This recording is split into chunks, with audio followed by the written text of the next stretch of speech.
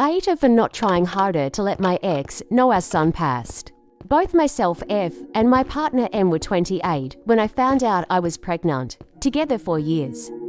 Personally, I didn't want the child. My work was offering potential advances within my position, and I was excited for it. But after a lot of talking, we decided to go forward with it. When I was around 20 weeks, just after finding out the gender, he disappeared. I couldn't contact him, he wouldn't answer the phone or messages. I got worried and messaged his mother and found out he was living back with her and was overwhelmed with the situation.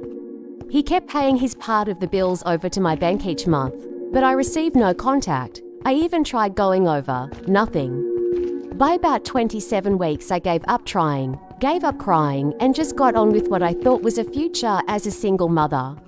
I brought everything needed over the next couple of weeks and set it all up. At 31 weeks, I started having pains, but put it down to Braxton Hicks.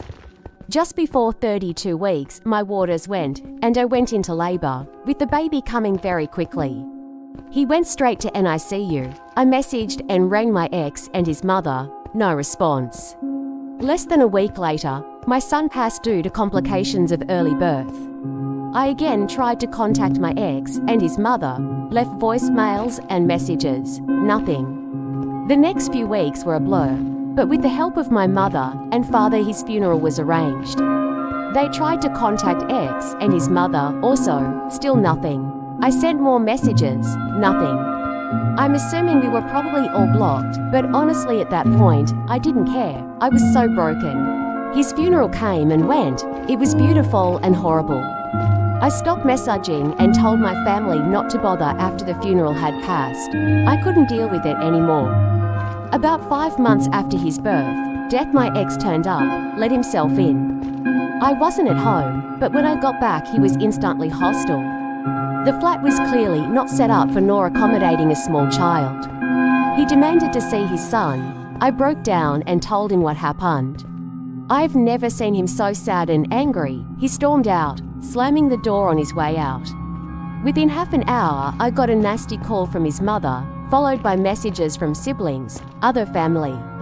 How dare I not let them know something so serious? How could I hide something like that out of petty spite? I truly didn't. I tried, but I couldn't keep trying. It's been nearly 3 weeks now of them being awful.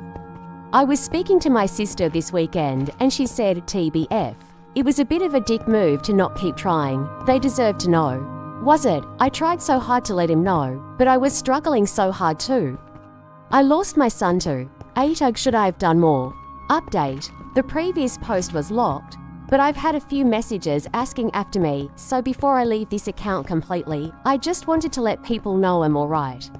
The move went smoothly. I'm far enough away that there is no risk of bumping into my ex or his family. I changed my number and deleted all social media, so haven't had anything from them personally for about 6 weeks. My sister apologized for what she said, and we've spoken a lot about it all. I definitely don't think our relationship is the same, but we're okay. I still hear they're speaking badly about me from friends, but I try and ignore it. I'm in therapy still and I am trying my hardest to move forward with everything. I visit my son's grave when I can. Thankfully, my ex and his family care so little about more than themselves they never asked where he's buried, so I can do so in peace. Thank you all for everything you said. I've found myself going back to the previous post a lot over the last couple of months, and it has helped more than I can express. I'll be leaving this account now, but again, thank you. Update 2. Forgot about Reddit till I was clearing out some apps for phone space. Thought I'd send out a final update before I send the app to the void. Wish I could say things are amazing, great job, new partner, blah blah blah. But it's nothing as great or exciting as that. Moved into my new flat last year and it's nice. Forgot how expensive it is to live alone, but I'm managing. I did end up getting a new job. Its pay is about the same, job role also, but ex doesn't know where it is. He didn't show up at old job or anything exciting like that. I just wanted a new start along with my new home.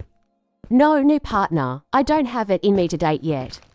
Sister stuff, We're Elsie, she apologized. But she still speaks with ex on occasions according to my mum. Nothing dramatic and Reddit style, like oh my god, they're actually secretly foo asterisk king and have 5 babies and blah. Just that my sister will talk to him if they bump into each other. But honestly, kinda hurts after everything. Still in therapy, I doubled the length of sessions around the 1-year date of my son's passing. Thankfully, my ex didn't turn up at his grave, or at least not when I was there.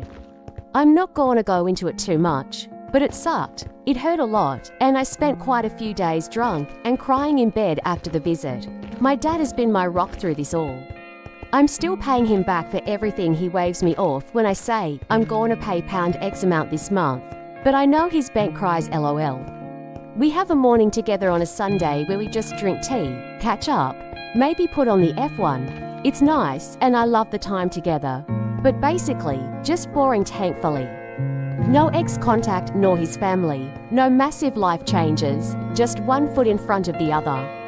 I reread everything I posted last year and read loads of the comments again, and I just want to say thank you. I was in a really bad place mentally, and it was hard to see that I wasn't the villain in this. A mixture of therapy and all the comments helped. So, thank you all, bye-bye.